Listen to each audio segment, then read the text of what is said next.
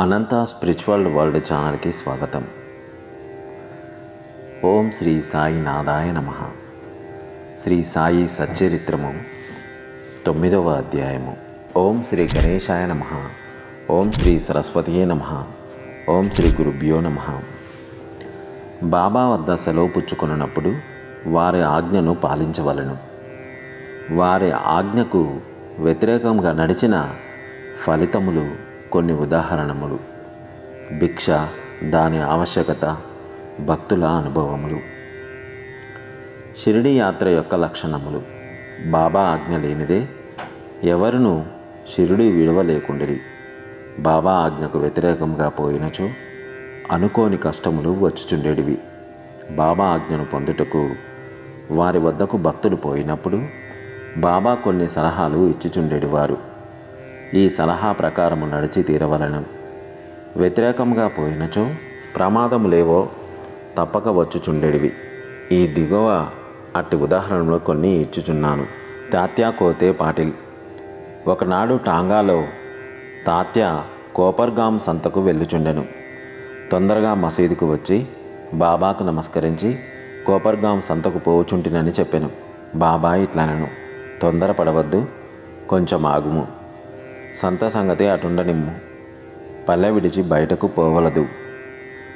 అతని ఆతురతను చూసి మాధవరావు దేశపాండేనైనా వెంట తీసుకొని పొమ్మని బాబా ఆజ్ఞాపించెను. దీనిని లెక్క చేయక తాత్య వెంటనే టాంగాను వదిలెను. 2 గుర్రములతో, ఒకటి క్రొత్తది, మిగిలిన చురుకైనది. అది ₹300 విలువ చేయును. సావుల్ బావు దాటిన వెంటనే అది వడిగా పరిగెత్తను. కొంత దూరము పోయిన పిమ్మట కాలు బెనికి అది కూలబడెను. తాత్యాకు పెద్ద దెబ్బ తగలలేదు, కానీ తల్లి ప్రేమ గల బాబా ఆజ్ఞను జ్ఞప్తికి తెచ్చుకొనెను. ఇంకొకప్పుడు కొల్హారు గ్రామమునకు పోవునప్పుడు బాబా ఆజ్ఞను వ్యతిరేకించి టాంగాలో పోయి ప్రమాదమును పొందెను. ఐరోపా దేశపు పెద్ద మనిషి. బొంబాయి నుండి ఐరోపా దేశపు పెద్ద మనిషి ఒకడు షిరిడి వచ్చెను. నానాసాహెబ్ చాందోర్కర్ వద్ద నుంచి తనను గూర్చి బాబాకు ఒక లేఖను తీసుకొని ఏదో ఉద్దేశంతో షిరిడీకి వచ్చెను. అతనికి ఒక గూడారంలో సుఖమైన బస ఏర్పరిచిరి. అతడు బాబా పాదములకు నమస్కరించి వారి చేతిని ముద్దాడవలనని 3 సార్లు మసీదులో ప్రవేశించ యత్నించెను. కానీ బాబా అతనిని నిషేధించెను.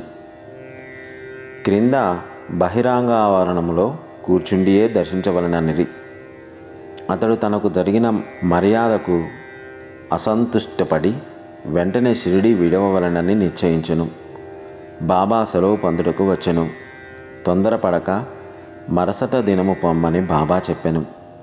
తక్కిన వారు కూడా అట్లనే సలహా ఇచ్చిరి. వారి సలహాలకు వ్యతిరేకంగా అతడు టాంగాలో బయలుదేరెను. ప్రథమమున గుర్రములు బాగుగానే పరిగెత్తినవి. సావుల్ బావి దాటిన వెంటనే ఒక త్రొక్కుడు బండి ఎదురు వచ్చెను. దానిని చూసి గుర్రములు బెదిరి త్వరగా పరుగుడసాగెను. టాంగా తలక్రిందులయ్యెను. పెద్ద మనిషి క్రిందపడి కొంత దూరము ఈడవబడెను. ఫలితముగా గాయములను బాగు చేసుకొనుటకై కోపర్గాం ఆసుపత్రిలో పడియుండెను. ఇటువంటి అనేక సంఘటనముల మూలమున బాబా ఆజ్ఞను ధిక్కరించువారు ప్రమాదముల బారిన పడుతారని, బాబా ఆజ్ఞానుసారము పోవువారు సురక్షితముగా పోవుదురనియు జనాలు గ్రహించిరి. భిక్ష యొక్క ఆవశ్యకత. బాబాయే భగవంతుడైనచో వారి భిక్షాటనంచే జీవితాంతము గడపనేలా అనే సంశయము చాలామందికి కలగవచ్చును. ఈ ప్రశ్నకు 2 దృక్కోణములతో సమాధానము చెప్పవచ్చును. ఒకటి, భిక్షాటనము చేసి జీవించుటకెవరికి హక్కు గలదు? 2, పంచశూనములు వానిని పోగొట్టుకుని మార్గమేది అను ప్రశ్నలకు సమాధానము చెప్పవచ్చును. సంతానము, ధనము, కీర్తి సంపాదించుట అందు ఆపేక్ష వదులుకొని సన్యసించువారు భిక్షాటనము చే జీవించవచ్చునని మన శాస్త్రములు ఘోషించుచున్నవి. వారు ఇంటి వద్ద వంట ప్రయత్నములు చేసుకొని తినలేరు. వారికి భోజనం పెట్టు బాధ్యత గృహస్థులపై గలదు. సాయిబాబా గృహస్థుడు కాడు. వానప్రస్థుడు కూడా కాడు. వారస్ఖలిత బ్రహ్మచారులు బాల్యము నుంచి బ్రహ్మచర్యమునే అవలంబించుచుండి ఈ జగత్తు వారి గృహమని వారి నమ్మకము. ఈ జగత్తునకు వారు కారణభూతులు. వారిపై జగత్తు ఆధారపడి ఉన్నది. వారు పరబ్రహ్మ స్వరూపులు కాబట్టి వారికి భిక్షాటనము చేయు హక్కు సంపూర్ణముగా కలదు. పంచశూనములు వానిని తప్పించుకొని మార్గమును ఆలోచింతుము. భోజన పదార్థములు తయారు చేయుటకు గృహస్థులు 5 పనులు తప్పక చేయవలెను. అవి ఏవన దంచుట, రుబ్బుట, విసురుట, పాత్రలు తోముట, ఇల్లు ఊడ్చుట, తుడుచుట, పొయ్యి అంటించుట. ఈ 5 పనులు చేయునప్పుడు అనేక క్రిమికీటకాదులు మరణించుట తప్పదు. గృహస్థులు ఈ పాపమును అనుభవించవలెను. ఈ పాప పరిహారమునకు మన శాస్త్రములు 6 మార్గములు ప్రబోధించుచున్నవి. 1 బ్రహ్మయజ్ఞము, 2 వేదాధ్యాయనము, 3 పితృయజ్ఞము, 4 దేవయజ్ఞము, 5 భూతయజ్ఞము, 6 అతిథి యజ్ఞము. శాస్త్రములు విధించిన ఈ యజ్ఞములు నిర్వర్తించినచో గృహస్థుల మనస్సులు పాపరహితములగును.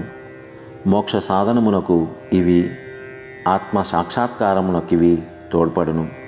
బాబా ఇంటింటికి వెళ్ళి భిక్ష అడుగుటచే ఆ ఇంటిలోని వారికి వారు చేయవలసిన కర్మను బాబా జ్ఞప్తికి తెచ్చుచుండెను. తమ ఇంటి గుమ్మము వద్దనే ఇంత గొప్ప సంగతి బాబా బోధించుట వలన షిరిడీ ప్రజలంతటి ధన్యులో. భక్తుల అనుభవములు. ఇంకొక సంతోషదాయకమగు సంగతి శ్రీకృష్ణుడు భగవద్గీత 9వ అధ్యాయం 26వ శ్లోకం అందిట్లు నిడివెను.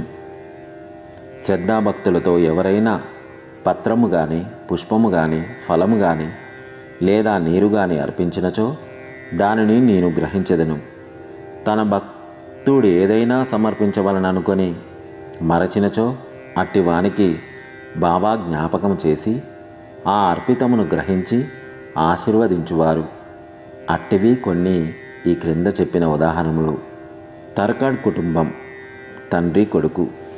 రామచంద్ర ఆత్మారాం ఉరఫ్ బాబాసాహెబ్ తర్కడ్ యొకానొకప్పుడు ప్రార్థనా సమాజస్థుడైనను బాబాకు ప్రియభక్తుడు.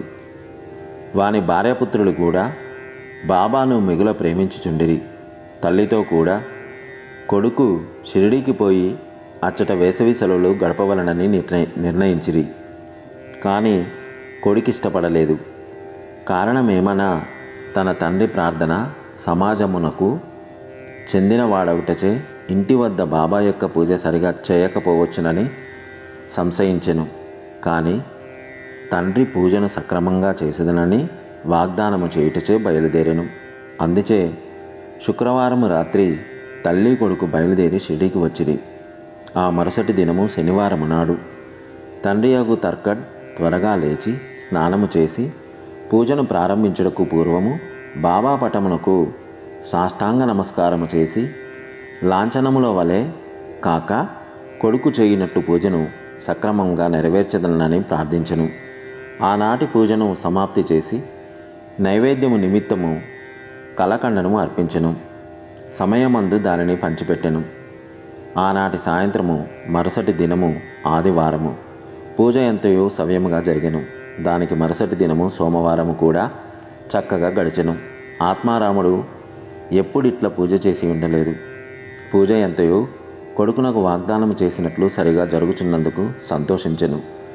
మంగళవారము నాడు పూజను ఎప్పటి వలనే సలిపి కచేరీకి పోయెను. మధ్యాహ్న భోజనముకు వచ్చినప్పుడు తినుటకు ప్రసాదము లేకుండెను. నౌకరును అడగగా ఆనాడు ప్రసాదం అర్పించుట మరుచుటచే లేదని బదులు చెప్పెను. ఈ సంగతి వినగానే సాష్టాంగ నమస్కారం చేసి బాబాను క్షమాపణ కోరెను. బాబా తనకు ఆ విషయము జ్ఞప్తికి తేనందున నిందించెను. ఈ సంగతులన్నిటినీ షిరిడీలోనున్న తన కొడుకునకు రాసి బాబాను క్షమాపణ వేడమనెను. ఇది బాంద్రాలో మంగళవారం 12 గంటలకు జరిగెను. అదే సమయమందు మధ్యాహ్న హారతి ప్రారంభించుటకు సిద్ధముగా ఉన్నప్పుడు బాబా ఆత్మారాముని భార్యతో, తల్లి బాంద్రాలో మీ ఇంటికి ఏమైనా తినే ఉద్దేశంతో పోయినాను. తలుపు తాళము వేసి ఉండెను. ఎలాగుననో లోపల ప్రవేశించి తిని కానీ తినుటకేమీ లేక తిరిగి వచ్చి తినే అనను. ఆమెకు బాబా మాటలు బోధపడలేదు. కానీ ప్రక్కనే ఉన్న కుమారుడు ఇంటి వద్ద పూజలో ఏమియో లోటుపాటు జరిగినదని గ్రహించి ఇంటికి పోవుటకు సెలవు నిమ్మని బాబాను వేడెను. అందులోకి బాబా నిరాకరించెను. కానీ పూజను అక్కడనే చేయమనను. కొడుకు వెంటనే తండ్రికి షిరిడీలో జరిగిన దాని నంతటినీ వ్రాసెను. పూజను తగిన శ్రద్ధతో చేయమని వేడుకొనెను. ఈ 2 ఉత్తరములు ఒకటికొకటి మార్గమధ్యమున తటస్థపడి తమ తమ గమ్యస్థానములకు చేరెను. ఇది ఆశ్చర్యం కదా. ఆత్మారాముని భార్య విషయము ఆలోచింతుము. ఆమె 3 వస్తువులను నైవేద్యము పెట్టుటకు సంకల్పించుకొనెను. 1 వంకాయ పెరుగు పచ్చడి, 2 వంకాయ వేపుడు కూర, 3 పేడ. బాబా వీన్నెట్లు గ్రహించినో చూసెదము. బాంద్రా నివాసియగు రఘువీర భాస్కర పురందరే బాబాకు మిక్కిలి భక్తుడు. ఒకనాడు భార్యతో షిరిడీకి బయలుదేరుచుండెను. ఆత్మారాముని భార్య పెద్ద వంకాయలు 2 మిగుల ప్రేమతో తెచ్చి పురందరుని భార్య చేతికిచ్చి 1 వంకాయ పెరుగు పచ్చడిని 2వ దానితో వేపుడును చేసి బాబాకు వడ్డించమని వేడెను. షిరిడీ చేరిన వెంటనే పురందరుని భార్య వంకాయ పెరుగు పచ్చడి చేసి బాబా భోజనము కూర్చున్నప్పుడు తీసుకొని వెళ్ళెను. బాబాకు ఆ పచ్చడి చాలా రుచిగా నుండెను. కావున దానిని అందరికీ పంచిపెట్టెను. బాబా వంకాయ వేపుడు కూడా అప్పుడే కావాలనెను. ఈ సంగతి రాధాకృష్ణమాయకి తెలియపరిచిరి. అది వంకాయల కాలము కాదు కనుక ఆమెకేమీ తోచకుండెను. వంకాయలెట్లు సంపాదించుటానున్నది ఆమెకు సమస్య అయ్యెను. వంకాయ పచ్చడి తెచ్చినదెవరని కనుగొనగా పురందరుని భార్య అని తెలియటచే వంకాయ వేపుడు కూడా ఆమెయే చేసి పెట్టవలనని నిశ్చయించిరి. అప్పుడు అందరికీ బాబా కోరిన వంకాయ వేపుడకు గల ప్రాముఖ్యము తెలిసినది. బాబా సర్వజ్ఞుడని అందరు ఆశ్చర్యపడిరి. 1915 డిసెంబర్లో గోవింద బలరాం మంకడ్ అనువాడు షిరిడీ పోయి తన తండ్రికి ఉత్తర క్రియలు చేయవలననుకొనెను. ప్రయాణములకు పూర్వము ఆత్మారాముని వద్దకు వచ్చెను. ఆత్మారాం భార్య బాబా కొరకేమైనా పంపవలనని అనుకొనెను. ఇల్లంతయు వెతికెను. కానీ ఒక్క పేడ తప్ప ఏమీ కనిపించలేదు. ఈ పేడ అప్పటికే బాబాకు నైవేద్యము పెట్టి ఉండెను. తండ్రి మరణించుటచే గోవిందుడు విచారగ్రస్తుడై ఉండెను. కానీ ఆమె బాబా యందున్న భక్తి ప్రేమలచే ఆ పేడను అతని ద్వారా పంపెను. బాబా దానిని పుచ్చుకొని తినునని నమ్మి ఉండెను. గోవిందుడు షిరిడీ చేరెను. బాబాను దర్శించెను. పేడ తీసుకొని వెళ్ళుట మరిచెను. బాబా ఊరకుండెను. సాయంత్రము బాబా దర్శనమునకై వెళ్ళినప్పుడు కూడా పేడ తీసుకొని పోవుట మరచెను. అప్పుడు బాబా ఓపిక పట్టక తన కొరకేమీ తెచ్చావని అడిగెను. ఏమీ తీసుకొని రాలేదని గోవిందుడు జవాబిచ్చెను. వెంటనే బాబా, నీవు ఇంటి వద్ద బయలుదేరినప్పుడు ఆత్మారాముని భార్య నా కొరకు నీ చేతికి మిఠాయి ఇవ్వలేదా అని అడిగెను. కుర్రవాడదంతయు జ్ఞప్తికి తెచ్చుకొని సిగ్గుపడెను. బాబాను క్షమాపణ కోరెను. బసకు పరిగెత్తి పేడాని తెచ్చి బాబా చేతికిచ్చెను. చేతిలో పడిన వెంటనే బాబా దానిని గటుక్కున మింగెను. ఈ విధముగా ఆత్మారాముని భార్య యొక్క భక్తిని బాబా మెచ్చుకొనెను. నా భక్తులు నన్ను నమ్మినట్లు నేను వారిని చేరదీసేదను అను గీతావాక్యము నిరూపించెను. బాబాకు సంతుష్టిగా భోజనము పెట్టుట ఎట్లు? ఒకప్పుడు ఆత్మారాముని భార్య షిరిడీలో ఒక ఇంటి ముందు దిగెను. మధ్యాహ్న భోజనము తయారయ్యను. అందరికీ వడ్డించిరి. ఆకలితోనున్న కుక్క ఒకటి వచ్చి మొరుగుట ప్రారంభించెను. వెంటనే తర్కట్ భార్య లేచి ఒక రొట్టె ముక్కను విసిరెను. ఆ కుక్క ఎంతో మక్కువగా ఆ రొట్టె ముక్కను తినెను. ఆనాడు సాయంకాలము ఆమె మసీదుకు పోగా బాబా ఇట్లనెను, తల్లి, నాకు కడుపు నిండా గొంతు వరకు భోజనం పెట్టినావు. నా జీవశక్తులు సంతృష్టి చెందినవి. ఎల్లప్పుడూ ఇట్లనే చేయుము. ఇది నీకు సద్గతి కలుగజేయును. ఈ మసీదులో కూర్చుండి నేనెన్నడూ అసత్యమాడను. నా యందట్లే దయ ఉంచుము. మొదట ఆకలితోనున్న జీవికి భోజనం పెట్టిన పిమ్మట నీవు భుజించుము. దీనిని జాగ్రత్తగా జ్ఞప్తికి ఉంచుకొనుము. ఇదంతయు ఆమెకు బోధపడలేదు. కావున ఆమె ఇట్లు జవాబిచ్చను, బాబా, నేను నీకెట్లు భోజనం పెట్టగలను? నా భోజనము కొరకు ఇతరులపై ఆధారపడి ఉన్నాను. నేను వారికి డబ్బిచ్చి భోజనం చేయుచున్నాను. అందులోకి బాబా ఇట్లు జవాబిచ్చను, నీవిచ్చిన ప్రేమపూర్వకమైన ఆ రొట్టె ముక్కను తిని ఇప్పటికీ త్రేణుపులు తీయుచున్నాను. నీ భోజనమునకు పూర్వమే కుక్కను నీవు చూసి రొట్టె పెట్టితివో అదియు నేను ఒకటియే. అట్లనే పిల్లులు, పందులు, ఈగలు, ఆవులు మొదలుగా గలవన్నీ నా అంశములే. నేనే వాని ఆకారంలో తిరుగుచున్నాను. ఎవరైతే జీవకోటిలో నన్ను చూడగలుగుదురో వారే నా ప్రియభక్తులు. కాబట్టి నేనొకటి తక్కిన జీవరాశి ఇంకొకటి అను ద్వంద్వభావమును భేదమును విడిచి నన్ను సేవింపుము. ఈ అమృతతుల్యమగు మాటలు విని ఆమె మనసు కరిగెను. ఆమె నేత్రములు కన్నీటితో నిండెను. గొంతు ఆర్చుకొని పోయెను. ఆమె ఆనందమునకు అంతు లేకుండెను. నీతి: భగవంతుని జీవులన్నిటి యందు గణము అనునది ఈ అధ్యాయములో నేర్చుకొనవలసిన నీతి. ఉపనిషత్తులు, గీత, భాగవతము మొదలుగున్నవి అన్నీ భగవంతుని ప్రతిజీవి యందు చూడమని ప్రబోధించుచున్నవి.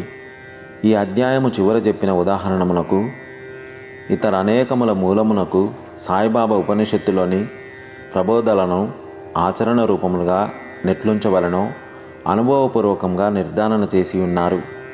ఈ విధముగా సాయిబాబా ఉపనిషత్తుల సిద్ధాంతములను బోధించు చక్కని గురువని మనము గ్రహించవలను.